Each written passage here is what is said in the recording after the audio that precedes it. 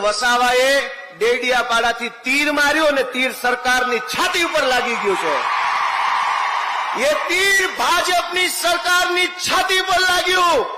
આદિવાસી સમાજને જગાડવામાં આવ્યો, યુવાનોનો અવાજ બનવાનું કામ કર્યું, એટલા માટે જેલમાં પૂરે છે. પણ દોસ્તો, ભાજપના 8 પાસ ડફોળ નેતાઓને મારી એટલી વિનંતી છે, ભાજપના 8 પાસ ડફોળ નેતાઓને એટલી વિનંતી છે કે જે નેતાની જગ્યા યુવાનોના દિલમાં હોય એનું જેલ કાંઈ બગાડી શકતી નથી.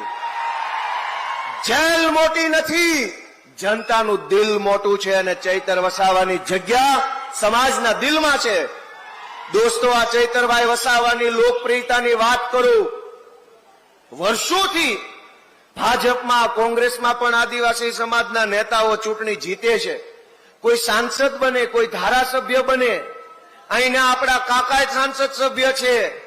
પણ ભાજપને કઈ વાત ખટકે છે, ધ્યાનથી સાંભળજો કે વિસાવદરની ચૂંટણીમાં હું ઉમેદવાર હતો તો ગામડે ગામડેથી એવા ફોન આવતા હતા કે ચૈતરભાઈ ક્યારે આવે છે સભા કરવા અમારા ગામમાં. ચૈતરભાઈની સભાની જાણ થાય, હજારો લોકો ગામડામાં આવે. આટલા વર્ષો સુધી એવું હતું કે ભાજપની ટિકિટ પર સાંસદ તો બની જતા હતા, પણ આખા વિસ્તારમાં કોઈ બોલાવતું નહોતું.